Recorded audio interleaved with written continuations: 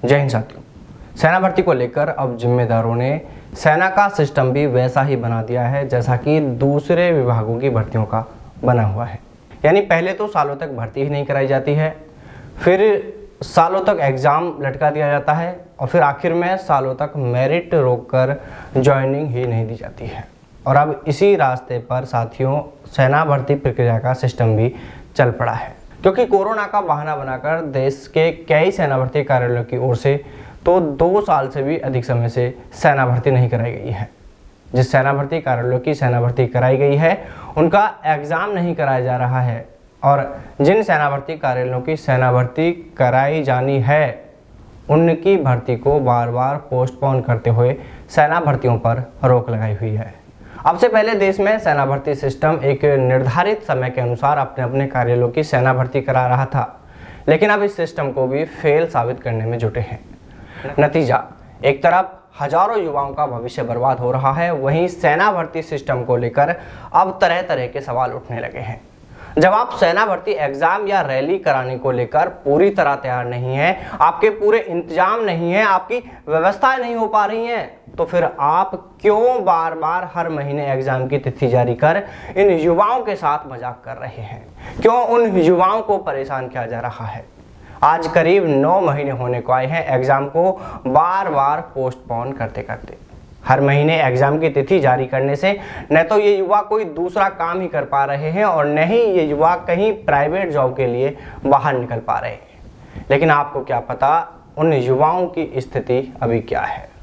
जनाब, कई युवा तो ऐसे हैं जिनके घर में 2 वक्त की रोटी भी रोज की कमाई से बनती है। लॉकडाउन ने लोगों के सामने आर्थिक संकट पैदा कर दिया है।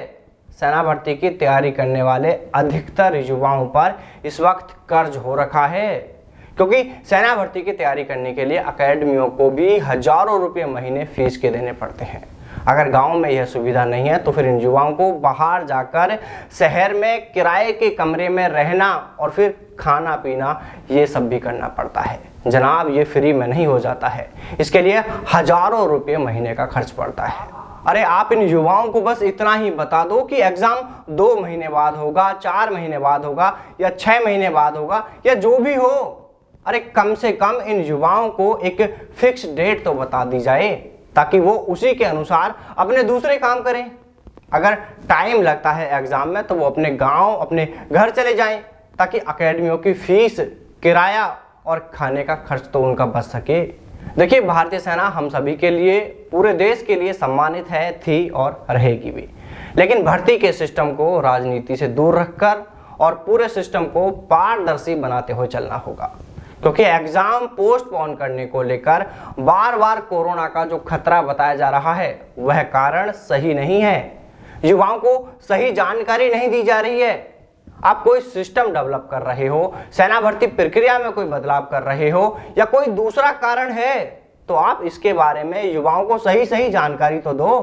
क्योंकि कोरोना का कारण बताकर एग्जाम को पोस्टपोन किए जाने की बात पर गुस्सा आता है। और कोरोना सिर्फ सेना भर्ती रैली और एग्जाम के लिए ही है क्या? दूसरा कोई भी कार्य किया जाए उसमें कोरोना का खतरा नहीं है। अभी राजस्थान में रीट का एग्जाम हुआ था, एसआई का एग्जाम हुआ था। इन परीक्षाओं में 33 लाख अभ्यर्थी शामिल हुए थे, तब कोरोना का खतरा नहीं था क्या? लेकिन सेना भर्ती रैली में रोज 3 से 4 अभ्यर्थी दौड़ लगाएंगे तब कोरोना का खतरा है। और एक सेंटर पर करीब 3,3500 युवा एग्जाम में शामिल होंगे तब कोरोना का खतरा हो जाता है।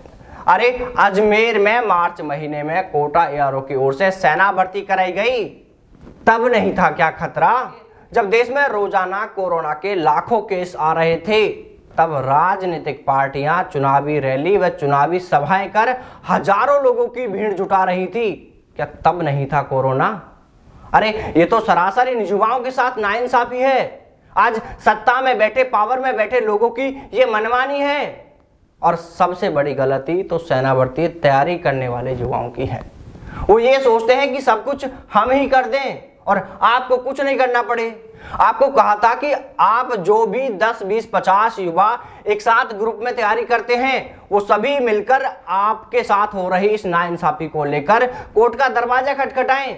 लेकिन ये तो आपके लिए बहुत बड़ा काम हो जाता है, क्योंकि आपसे तो ट्विटर पर एक ट्वीट और रीट्वीट तक नहीं किया जाता।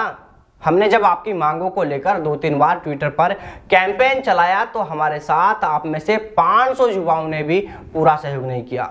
और इससे भी बड़ी बात तो यह है कि हम आप सबके लिए इतना बोल रहे हैं, आपकी आवाज, आपकी समस्या को उठाकर जिम्मेदारों तक पहुंचाना चाह रहे हैं, तो आप में से अधिकतर युवा तो आज इस वीडियो को शेयर तक नहीं करेंगे।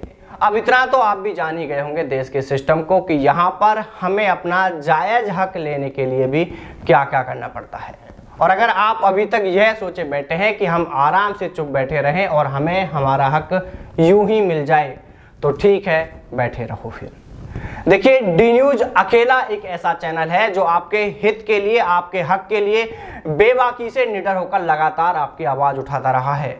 लेकिन हमें आप सभी का पूरा सपोर्ट नहीं मिल पा रहा है, क्योंकि जिस दिन आप सभी एकजुट होकर सिर्फ इस वीडियो को ही शेयर कर दोगे, तो साथियों आपको यकीन दिलाना चाहेंगे कि जिम्मेदारों की आंखें तो हम खोल देंगे। आपके साथ जो दो तरफा व्यवहार किया जा रहा है, आपके भविष्य से जो खिलवाड़ किया जा रहा है, वो हम नहीं होने देंगे। लेकिन आपको इसके लिए हमें पूरी तरह सपोर्ट करना होगा, वीडियो को ज्यादा से ज्यादा शेयर करना होगा। देखिए, लिखने और बोलने के लिए तो हमारे पास में बहुत कुछ है, लेकिन वीडियो ज्यादा बड़ी हो जाएगी। इसलिए हम आखिर में केंद्र सरकार, सभी राज्य सरकारों और सेना भर्ती बोर्ड के अधिकारियों से कहना चाहेंगे कि आप इन युवाओं की परेशानियों को देखते हुए, इनकी पीड़ा को समझते हुए जल्द से जल्द सेना भर्ती रैली और एग्जाम कराएं। इसके अलावा यदि किसी बदलाव या किसी अन्य कारणों से रैली व एग्जाम पर रोक लगाई हुई है, तो आप उसके बारे में भी सही जानकारी इन युवाओं को जरूर दें। तो चलिए साथियों, फिर मुलाकात करते हैं आपसे सेना भर्ती से जुड़ी किसी नई अपडेट के साथ। तब तक सावधान रहें, दलालों से दूर रहें, अपना और अपनों का ख्याल रखें। जय हिंद, जय भारत, वंदे मातरम।